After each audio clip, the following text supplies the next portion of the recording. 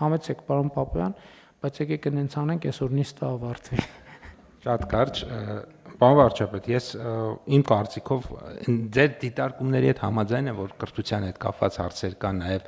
քրեական մշակույթի եւ այլ հարցերի հետ կապված, բայց ըստ էության ուղղակի չի ուզենա անարձագանք թողնել, որ մեր գործընկերների դեպքում իմ կարծիքով խտրականությունը, եթե պետ կառավարության տեսանկյունից նայենք կամ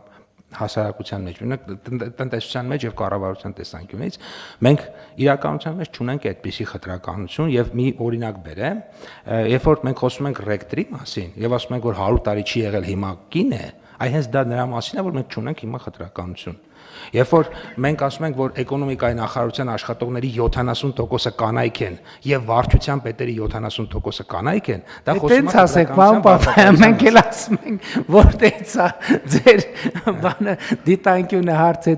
ինչպես ասում են, ձեր տառապանքը փորձ ունի, դրա համար եք տենց ասում։ 70% աշխատողների կանայք են, վարչության պետերի 70%-ը կանայք են, փոխնախարար կոմիտեի ղեկավար 70%-ը կանայք են։ Այսինքն այդ պրոպորցիան պահպանված է։ Այնպես չի, որ կանայք միայն գլխավոր մասնագետ ու ավագ մասնագետ են։ Կանայք նաև վարչության պետեր են, փոխնախարար են եւ այսպես շարունակ։ Դրա համար ասացի, պետքա հիմնական հասկացությունների ճշգրտում անել, որպեսզի մենք նույն բանը հասկանանք եւ խտրականություն ասելիս, եւ բռնություն ասելիս, եւ հավասար հնարավորություններ ասելիս, որովհետեւ այո, շատ դեպքերում ստեղից է պետք սկսել ինչ նկատի ունենք խտրականություն ասելով, բայց դա էլ ասենք, հիմա եթե դուք օրինակն եք բերում, եկեք նաև արձանագրենք այն փոփոխությունը, որ մեր հանրության մեջ տեղի է ունենում։ Հիմա ասենք մեքենա վարող կանայք, ես չգիտեմ քանի տոկոս են, բայց եթե առաջ վեր կթռնեինք բանում մեքենա վարող կին տեսնելիս եւ վեր էինք թռնում, հիմա դա շատ սովորական երևույթ է, որ նորմալ է ու լավ է, որ նորմալ այդպիսի երևույթ է։ Եվ եթե նույն տնտեսական ակտիվության առումով հիմա շատ բիզնեսներ կան, որ հենց կանայք հիմնադրում են, կանայք ղեկավարում են, բայց դա չի նշանակում, որ խնդրեմը լուծված է, որովհետև եթե խնդիրը առանձին վերցրած էկոնոմիկայի նախարարության կամ որևէ մի կառույցի մեջ չի, խնդիրը ընդհանուր առմամբ այն վիճակագրության մեջ է, որ Տիկին Ստեփանյանը բերեց։ Բնակչության մեծամասնությունը 52% կանայք են, աշխատողների քանի տոկոսը Տիկին Ստեփանյան, 30 կամ 40%-ն են կանայք եւ այդտեղ խնդիր կա։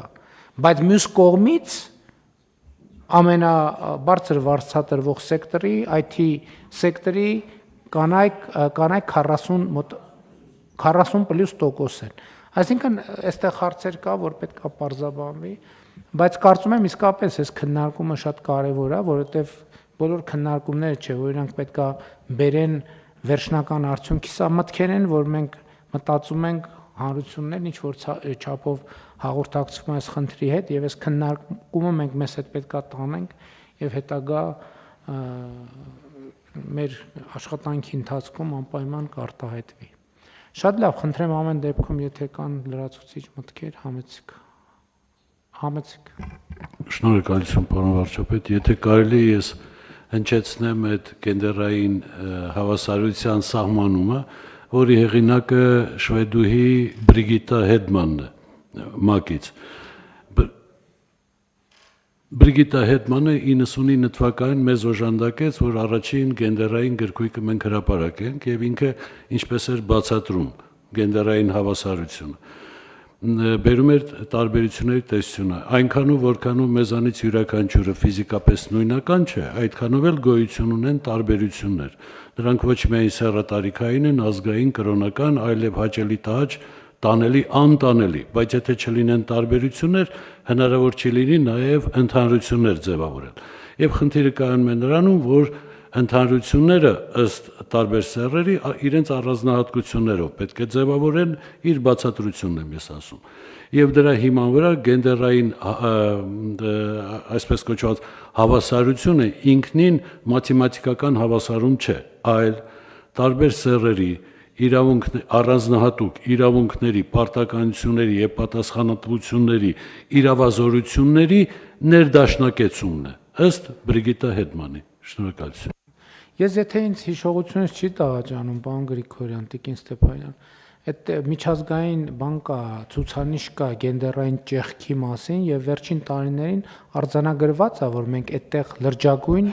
բան դրական փոփոխություններ են։ Ճիշտ եմ հիշում Տիկին Ստեփանյան։ Ճիշտ եք հիշում, պարոն վարչապետ, խոսքը գնում է համաշխարհային տնտեսական ֆորումի գլոբալ գենդերային ճեղքվածք զեկույցի երկրների դասակարգմանը 24 թվականի դասակարգման համաձայն 146 երկրների շարքում Հայաստանը 64-րդն է, օրինակ 22 թվականին մենք եղել ենք 89-րդը, շատ կարճ բացատրեմ, թե այս բանաձևը ինչպես է ձևավորվում, ինքը ունի 4 հիմնական բաղադրիչ, դրանք տնտեսական մասնակցությունն է կանանց աշխատուժում եւ աշխատաշուկայում, կրթական ցենզը, առողջապահական ծառայությունների հասանելիությունը եւ կանանց մահացությունը վերարտադրողական գործընթացի ֆունկցիայի ժամանակ եւ քաղաքական հզորացումը։ Ուզում եմ այստեղ հատուկ շեշտադրել նաեւ, որ Հայաստանը մինչեւ 1 բալային սանդղակում մենք ունենք 0.721 հազարորդական նիշ եւ Հայաստանը ավանդաբար ամենաբարձր միավորները հավաքում է կրթական, առողջապահական ցենզերում, մինչդեռ տնտեսական մասնակցության եւ քաղաքական մասնակցության կտորներում մենք ավելի ցածր ցուցանիշներ ենք ունենում։ Կներեք, բայց քաղաքական մասնակցության կտորներում են մենք նույն ընտրական օրենսգրքում ենք էական փոփոխություններ անում։ Կուսակցությունների մասին օրենսդրության մեջ ենք փոփոխություններ արել։ Այսինքն նկատի ունեմ այնպես չի, որ մենք լճացած վիճակում ենք, մենք որովհետև այդտեղ էլ առաջընթաց ունենք, եթե թույլ կտաք, հիմա եթե քվոտավորումից հետո 20 թվականի ազգային ժողովի պատգամավորների հարաբերակցությունը կին եւ տղամարդ 36.4 արդեն կանայք են, ապա համեմատության համար ասեմ, որ մինչեւ քվոտավորման կիրառումը դա ընդամենը 18% է եղել։ Եվ նույնը արդեն այո, եւ նույնը արդեն տիմում որոշակի առաջընթաց ունենք։ Շատ լավ, խնդրեմ Տիկին Գալյան։ Շնորհակալություն։ Խտրականության մասին երբ խոսում ենք, իրականում իմ պատկերացումը հետևյալն է, որ խտրականության ձևակերպումը, որը գոյություն ունի աշխարհում, մենք պետք է ուղղակի ճիշտ փորձենք ընկալել եւ չնույնացնենք դա օրինակ բռնության կամ այլ երևույթների հետ։ Խտրականությունը չհիմնավորված, տարբերակված վերաբերմունքն է մարդկանց նկատմամբ, պայմանավորված նրանց որոշակի հատկանիշներով։ Եվ այդ հատկանիշները շատ տարբեր են։ Մենք այստեղ խոսեցինք գենդերային հատկանիշի մասին միայն, բայց խտրականությունը այսօր մեր երկրում կա նաև պայմանավորված այլ հատկանիշներով, օրինակ տարիքով, օրինակ կողմնորոշումով, գաղափարով, այդ թվում նաև սեռական կողմնորոշումով եւ այլն։ Եվ այս հարցի հետ կապված ուզում եմ ուղղակի իրազեկել մեր գործընկերներին, որ Արդարադատության նախարարությունը մշակում է իրավահավասարության եւ խտրականության արգելքի առանձին ռազմավարություն, որը թիրախավորում է բոլոր հատկանիշները եւ պաշտպանում է բոլոր անձանց խտրականությունից։ Ինչ վերաբերում է բռնությանը, ապա պարոն Միրզոյանը քանի որ շեշտադրեց այդ հանգամանքը, ես ուզում եմ նշել, որ իմ կարծիքով ընտանեկան բռնության պատճառը ոչ թե խտրականությունն է, այսինքն ոչ թե այն է, որ բռնություն գործադրվում է մարդու նկատմամբ, որովհետև նա կին է, այլ նրա համար, որ նա իր կինն է, այսինքն այդ ամուսնու կինն է, այսինքն այստեղ չէ, խնդիրը այլ է, այսինքն եթե Չէ, ուզում եմ ասել, որ ընտանեկան բռնության հասկացությունը եւ իրադրությունը փոքրինչ այլ է եւ ես դա խտրականության արգելքի ներքո այդքան էլ չէի դիտարկի ու պետությունը այս ուղղությամբ բազմաթիվ քայլեր է ձեռնարկել։ Մենք նախորդ նիստերի ընթացքում էլ լսել ենք բռնության զոհերի պաշտպանության հետ կապված, բռնարարների հետ աշխատանքի հետ կապված քայլերի մասին մենք բազմաթիվ անգամներ խոսել ենք։ Խնդրեմ Տիկին Մանաս։ Ես շատ կարճ էլի ստիպված եմ ուղղակի արձագանքել այս քննարկման համատեքստում, հատուկ արձանագրելով, որ իրականում գենդերային հիմքով բռնությունը շատ դեպքերում հենց գենդերային հավասարության հետ կապված խնդիրների արդյունք է եւ դիտարկվում է դրա համատեքստում, որովհետեւ ի սկզբանե խոսեցինք այն մասին, որ ընտանեկան բռնությունը նաեւ կառավարության տղամարդ գործընկերները հիշատակեցին, որ ընտանեկան բռնությունը չի սահմանափակվում բացառապես ֆիզիկական բռնությամբ եւ հատկապես օրինակ տնտեսական բռնության տեսակները, նաեւ հոգեբանական բռնության տեսակները հենց խտրական իրական միջավայրի արկայության արդյունք են եւ այս առումով իրապես շատ կարեւոր է, որպեսզի մենք կարողանանք այս բոլոր երևույթները համադրված միմյանց հետ պարալել զարգացնելով եւ հաղթահարելով դրանց ուղղությամբ աշխատանքներ իրականացնել եւ նաեւ գենդերային հավասարությունը, այո, չպետք է սահմանափակել բացառապես տղամարդկանց եւ կանանց միջև հավասարությամբ եւ նաեւ գենդերային ինքնության եւ այլ հիմքերով խտրականություն, այդ թվում գենդերային հիմքով բռնությունը եւս դիտարկվում է որպես այս ոլորտի, այսպես ասած, կարևորագույն ասպեկտ, որը պետք է թիրախավորել։ Շնորհակալ եմ։ Ընտրեմ Տիկին Բաղդասարյան։ Շնորհակալություն մեծարգո վարչապետ, հարգելի գործընկերներ, իրականում քննարկման ընթացքում խտրականության տարբեր դրսևորումների մասին խոսեցինք, բայց կանայք եւ աղջիկները խտրական վերաբերմունքին վերաբերվում են դեռ չծնված, որտեղ սեռով պայմանավորված արհեստական հղիության ընդհատումների առյուծի բաժինը ընկնում է հենց աղջիկներին, այսինքն այդ աղջիկը իրավունք չունի ծնվելու, ուր մնաց սովորելու ու աշխատելու, այդ թվում էկոնոմիկայի նախարարությունում։ Շնորհակալություն։ Շատ լավ, հարգելի գործընկերներ, առաջարկում եմ այդտեղ էլ ցավոք Հայաստանը էլի զեկույցներում որ կարդում ենք շատ ահավոր